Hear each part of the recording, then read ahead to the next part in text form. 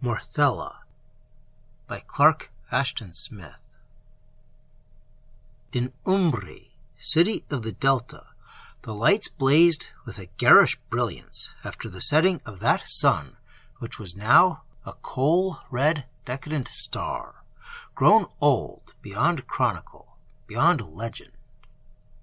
Most brilliant, most garish of all, were the lights that illumined the house of the aging poet Morthylla, whose Anacreontic songs had brought him the riches that he dispersed in orgies for his friends and sycophants.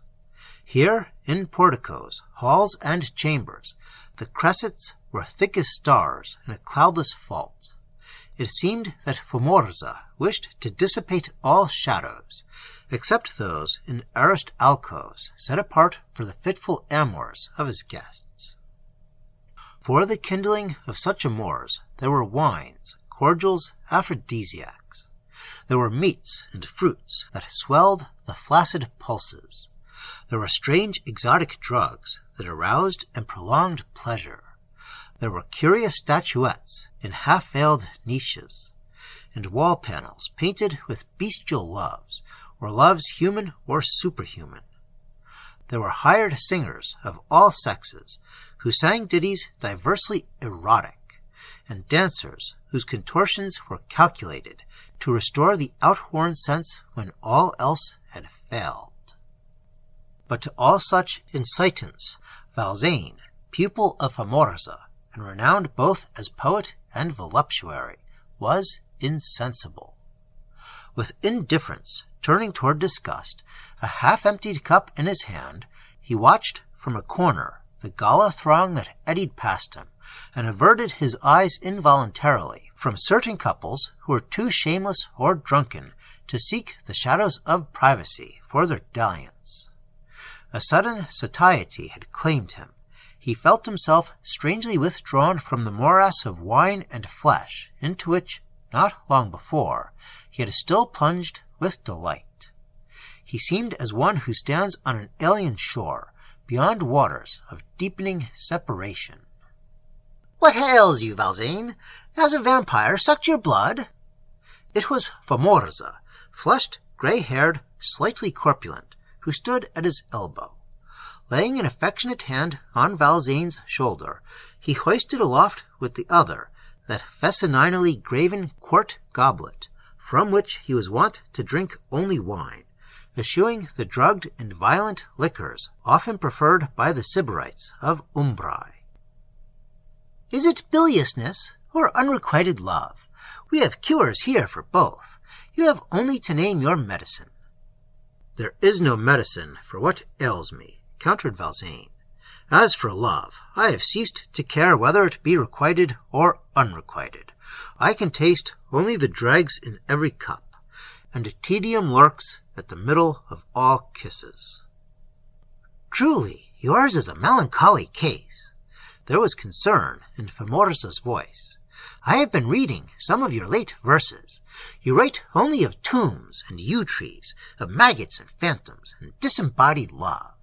Such stuff gives me the colic. I need at least a half-gallon of honest vine juice after each poem." "Though I did not know it till lately," admitted Valzane, "there is in me a curiosity toward the unseen, a longing for things beyond the material world." Morthylla shook his head commiserately. "Though I have attained to more than twice your years, I am still content with what I see and hear and touch. Good juicy meats, women, wine, the songs of full-throated singers are enough for me." "In the dreams of slumber," mused Valzane, "I have clasped succubi who were more than flesh, have known delights too keen for the waking body to sustain. Do such dreams have any source outside the earth-born brain itself? I would give much to find that source, if it exists. In the meanwhile, there is nothing for me but despair." "So young, and yet so exhausted. Well, if you're tired of women and want phantoms instead, I might venture a suggestion. Do you know the old necropolis, lying midway between Umbri and Siam? a matter of perhaps 3 miles from here. The goatherds say that a Lamia haunts it, the spirit of the Princess Morthylla, who died several centuries ago and was interred in a mausoleum that still stands, overtowering the lesser tombs. Why not go forth tonight and visit the necropolis? It should suit your mood better than my house, and perhaps Morthylla will appear to you. But don't blame me if you don't return at all. After all those years, the Lamia is still avid for human lovers, and she might well take a fancy to you. Of course I know the place, said Valzane, but I think you're jesting. Femorza shrugged his shoulders and moved on amid the revelers. A laughing dancer, blonde-limbed and lissom, came up to Valzane and threw a noose of plaited flowers about his neck, claiming him as her captive. He broke the noose gently and gave the girl a tepid kiss that caused her to make wry faces. Unobtrusively but quickly, before others of the merrymakers could try to entice him, he left the house of Femorza. Without impulses, other than that of an urgent desire for solitude, he turned his steps toward the suburbs, avoiding the neighborhood of taverns and lupanars, where the populace thronged.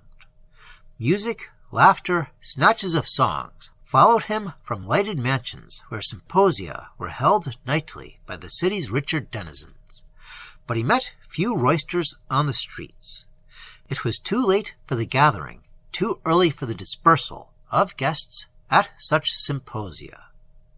Now the lights thinned out, with ever-widening intervals between them, and the streets grew shadowy with that ancient night which pressed about Umbrae, and would wholly quench its defiant galaxies of lamp-bright windows with the darkening of Zothique's senescent sun.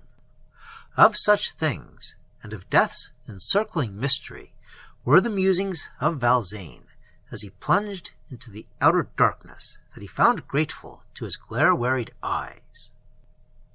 Grateful, too, was the silence of the field-bordered road that he pursued for a while without realizing its direction. Then, at some landmark familiar despite the gloom, it came to him that the road was the one which ran from Umbrae to Siam, that sister city of the Delta, the road beside whose middle meanderings was situated the long-disused necropolis to which Femorza had ironically directed him. Truly, he thought, the earthly-minded Femorza had somehow plumbed the need that lay at the bottom of his disenchantment with all sensory pleasures.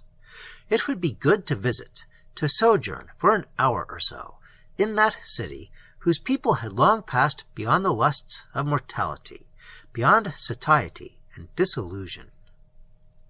A moon, swelling from the crescent toward the half, arose from behind him as he reached the foot of the low-mounded hill on which the cemetery lay. He left the paved road and began to ascend the slope, half covered with stunted gorse, at whose summit the glimmering marbles were discernible. It was without path, other than the broken trails made by goats and their herders. Dim, lengthened, and attenuate, his shadow went before him like a ghostly guide. In his fantasy, it seemed to him that he climbed the gently sloping bosom of a giantess, studded afar with pale gems that were tombstones and mausoleums. He caught himself wondering, amid this poetic whimsy, whether the giantess was dead or merely slept. Gaining the flat, expansive ground of the summit, where dwarfish, dying yews disputed with leafless briars the intervals of slabs blotched with lichen, he recalled the tale that Femorza had mentioned, anent the Lamia that was said to haunt the necropolis. Femorza, he knew well, was no believer in such legendry, and had meant only to mock his funereal mood. Yet, as a poet will, he began to play with the fancy of some presence, immortal, lovely, and evil, that dwelt amid the antique marbles, and would respond to the evocation of one who, without positive belief, had longed vainly for visions from beyond mortality. Through headstone aisles of moon-touched solitude, he came to a lofty mausoleum, still standing with few signs of ruin at the cemetery center. Beneath it, he had been told, were extensive vaults housing the mummies of an extinct royal family that had ruled over the twin cities Umbrai and Siam in former centuries. The Princess Morthylla had belonged to this family. To his startlement, a woman, or what appeared to be such, was sitting on a half-fallen shaft beside the mausoleum. He could not see her distinctly. The tomb's shadow still enveloped her from the shoulders downward. The face alone, glimmering wanly, was lifted to the rising moon. Its profile was such as he had seen on antique coins. "Who are you?" he asked, with a curiosity that overpowered his courtesy. "I am the Lamia Morthylla," she replied, in a voice that left behind it a faint and elusive vibration like that of some briefly sounded harp. "Beware me, for my kisses are forbidden to those who would remain numbered among the living." Valzane was startled by this answer that echoed his fantasies. Yet reason told him that the apparition was no spirit of the tombs, but a living woman who knew the legend of Morthylla and wished to amuse herself by teasing him. And yet what woman would venture alone, and at night, to a place so desolate and eerie? Most credibly, she was a wanton who had come out to keep a rendezvous amid the tombs. There were, he knew, certain perverse debauchees who required sepulchral surroundings and furnishings for the titillation of their desires. "Perhaps you are waiting for someone," he suggested. "I do not wish to intrude, if such is the case." "I wait only for him who is destined to come, and I have waited long, having no lover for 200 years. Remain, if you wish. There is no one to fear but me." Despite the rational surmises he had formed, there crept along Valzane's spine the thrill of one who, without fully believing, suspects the presence of a thing beyond nature. Yet surely it was all a game that he too could play for the beguilement of his ennui. "I came here hoping to meet you," he declared. "I am weary of mortal women, tired of every pleasure, tired even of poetry." "I too am bored," she said simply. The moon had climbed higher, shining on the dress of antique mode that the woman wore. It was cut closely at waist and hips and bosom, with voluminous downward folds. Valzane had seen such costumes only in old drawings. The Princess Morthylla, dead for 3 centuries, might well have worn a similar dress. Whoever she might be, he thought, the woman was strangely beautiful, with a touch of quaintness in the heavy coiled hair, whose color he could not decide in the moonlight. There was a sweetness about her mouth, a shadow of fatigue or sadness beneath her eyes. At the right corner of her lips he discerned a small mole. Valzane's meeting with the self-named Morthylla was repeated nightly, while the moon swelled like the rounding breast of a Titaness, and fell away once more to hollowness and senescence. Always she awaited him by the same mausoleum, which, she declared, was her dwelling-place. And always she dismissed him when the east turned ashen with dawn, saying that she was a creature of the night. Skeptical at first, he thought of her as a person with macabre leanings and fantasies akin to his own, with whom he was carrying on a flirtation of singular charm. Yet about her he could find no hint of the worldliness that he suspected, no seeming knowledge of present things, but a weird familiarity with the past and the Lamia's legend. More and more she seemed a nocturnal being, intimate only with shadow and solitude. Her eyes, her lips, appeared to withhold secrets forgotten and forbidden. In her vague, ambiguous answers to his questions, he read meanings that thrilled him with hope and fear. "I have dreamed of life," she told him cryptically, "and I have dreamed also of death. Now perhaps there is another dream into which you have entered." "I, too, would dream," said Valzane. Night after night, his disgust and weariness sloughed away from him, in a fascination fed by the spectral milieu, the environing silence of the dead, his withdrawal and separation from the carnal, garish city. By degrees, by alterations of unbelief and belief, he came to accept her as the actual Lamia. The hunger that he sensed in her could be only the Lamia's hunger, her beauty that of a being no longer human. It was like a dreamer's acceptance of things fantastic elsewhere than in sleep. Together with his belief, there grew his love for her. The desire he had thought dead revived within him, wilder, more importunate. She seemed to love him in return, yet she betrayed no sign of the Lamia's legendary nature, eluding his embrace, refusing him the kisses for which he begged. "Sometime, perhaps," she conceded, "but first you must know me for what I am, must love me without illusion." "Kill me with your lips, devour me as you are said to have devoured other lovers," beseeched Valzane. "Can you not wait?"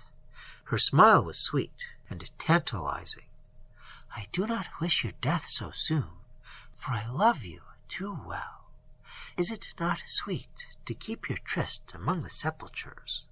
Have I not beguiled you from your boredom? Must you end it all?"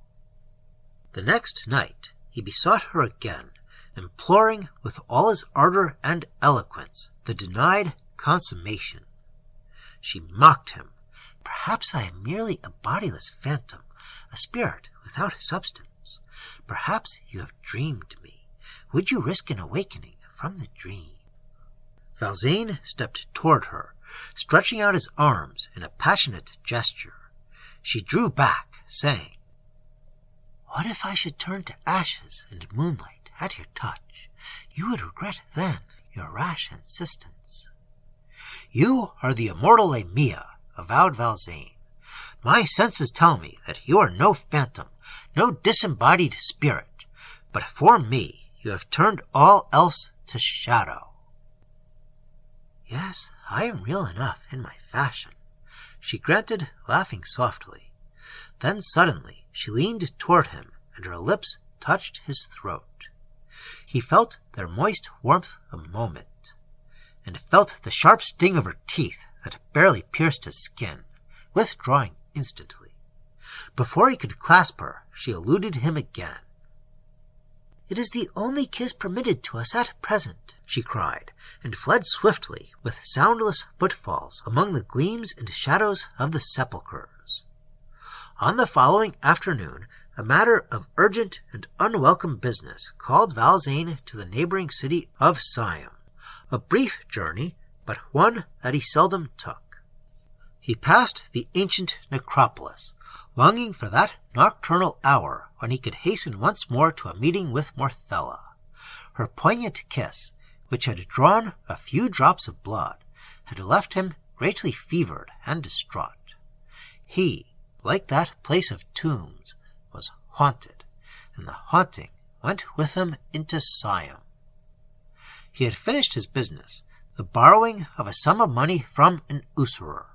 Standing at the usurer's door, with that slightly obnoxious but necessary person beside him, he saw a woman passing on the street. Her features, though not her dress, were those of Morthylla, and there was even the same tiny mole at one corner of her mouth. No phantom of the cemetery could have startled or dismayed him more profoundly. "Who is that woman?" he asked the moneylender. "Do you know her?" "Her name is Beldith. She is well known in Siam, being rich in her own right and having numerous lovers. I've had a little business with her, though she owes me nothing at present. Should you care to meet her, I can easily introduce you." "Yes, I should like to meet her," agreed Valzane. "She looks strangely like someone that I knew a long time ago." The usurer peered slyly at the poet. "She might not make too easy a conquest. It is said of late that she has withdrawn herself from the pleasure of the city. Some have seen her going out at night toward the old necropolis, or returning from it in the early dawn. Strange tastes, I'd say, for one who is little more than a harlot, but perhaps she goes out to meet some eccentric lover." "Direct me to her house," Valzane requested. "I shall not need you to introduce me." "As you like." The moneylender shrugged, looking a little disappointed. "It's not far away." Valzane found the house quickly. The woman Beldith was alone. She met him with a wistful and troubled smile that left no doubt of her identity. "I perceive that you have learned the truth," she said.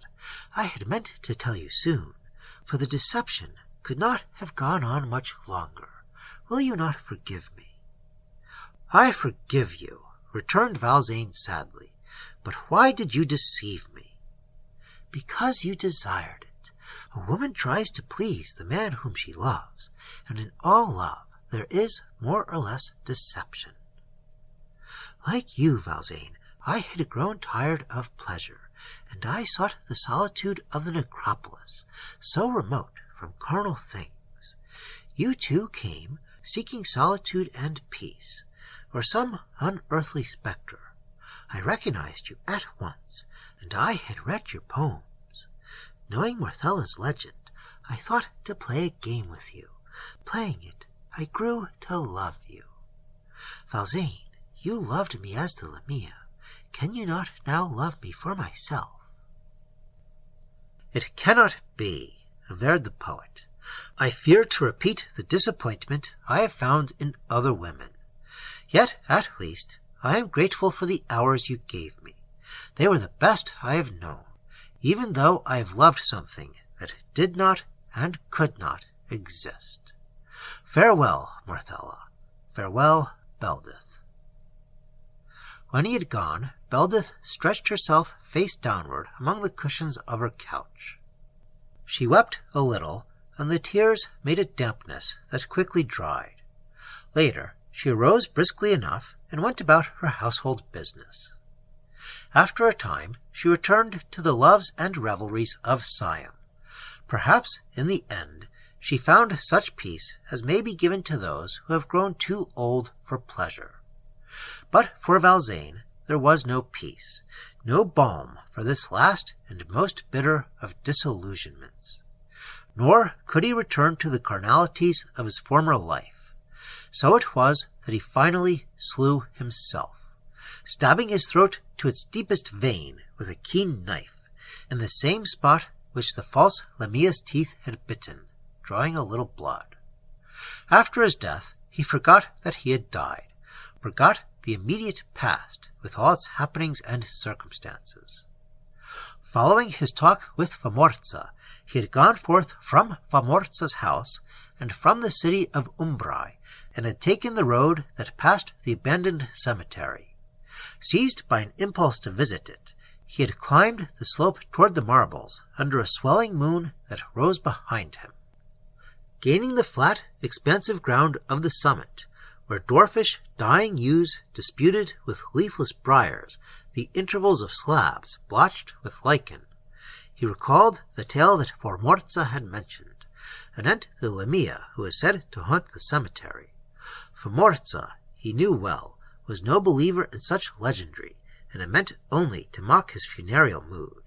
Yet, as a poet will, he began to play with the thought of some presence, immortal, lovely, and evil, that dwelt amid the antique marbles, and would respond to the vocation of one who, without positive belief, had longed vainly for visions from beyond mortality.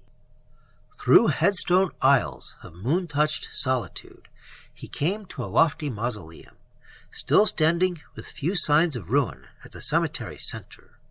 Beneath it, he had been told, were extensive vaults housing the mummies of an extinct royal family that had ruled over the twin cities Umbrai and Siam in former centuries. It was to this family that the Princess Morthylla had belonged. To his startlement, a woman, or what appeared to be such, was sitting on a fallen shaft beside the mausoleum. He could not see her distinctly. The tomb shadow still enveloped her from the shoulders downward. The face alone, glimmering wanly, was lifted to the rising moon. Its profile was such as he had seen on antique coins. "Who are you?" he asked, with a curiosity that overpowered his courtesy. "I am the Lamia Morthylla," she replied.